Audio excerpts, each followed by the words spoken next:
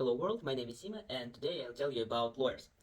When you are detained, you are entitled to a free lawyer and under no circumstances should you agree to a free one because at best they are acquainted with the investigator and will work against you, and at worst they are already conspiring and the lawyer will not offer you any good advice. So in any case you mustn't agree for a free lawyer.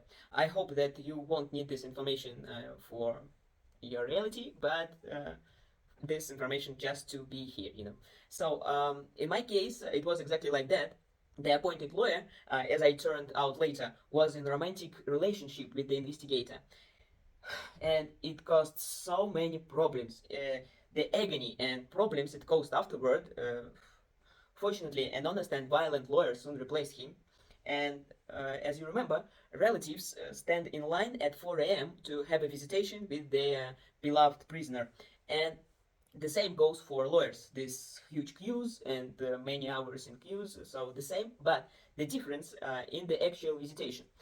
If during a visitation with your relatives you communicate with them between a settled screen, um, so with a lawyer there is no any screen.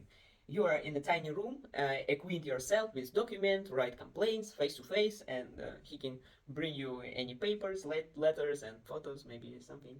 So, in addition to his professional merits, my lawyer was an honest person. He is an honest person with a sincere gaze, and he saw and understood the conditions of the detainees. So he would bring food to me, and he brought burgers with meat. And now I remember these burgers. Now they, in a free life, they seem to me like a regular lunch.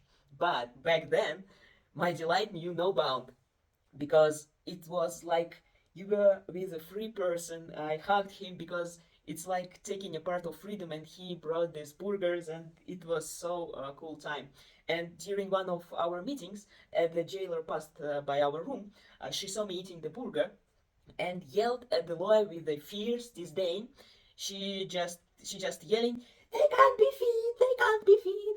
And as she said, they can't be feed, and she didn't say prisoners. She specifically said they, like rubbish, they. And in that they, the guard put all her disgust and disdain. That they will come back to me many times when I come face to face with the realization that the workers are taught from very beginning to treat prisoners as spoiled food in the fridge. And the lawyer, he was shocked. We were all shocked because it was like he didn't bring me any prohibited items. He didn't do anything bad. He just we were sitting for too long there, and he decided to bring a lunch, and he was shocked too. And he tried to turn it into a joke, but in his subsequent visits, all the food he brought was confiscated at the entrance. Like, one may ask, what's wrong with the food he brought? There are no prohibitions in it, just normal food instead of resemblance of food, which they were for free in this establishment. But on the other hand, the punishment won't be perceived as severe. And what punishment can we even talk about in a pretrial detention center?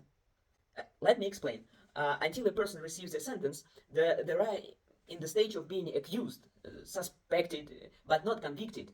And their guilt has not yet been proven. So, but we know that if a person enters this enormous criminal justice system, in 99% of cases they will receive a real punishment and be sent to a correctional colony.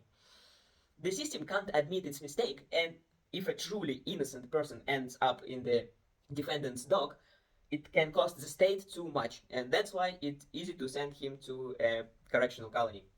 And there is a proverb, "Don't renounce the bag and the prison" in Russian, and it comes from 16th century, and literally it means don't swear off for poverty or prison, or never say never. Like leave room for uncertainty, and almost the same. The saying is as old as time, but still very relevant. And just look after yourself. Peace and goodwill to everyone. See you soon.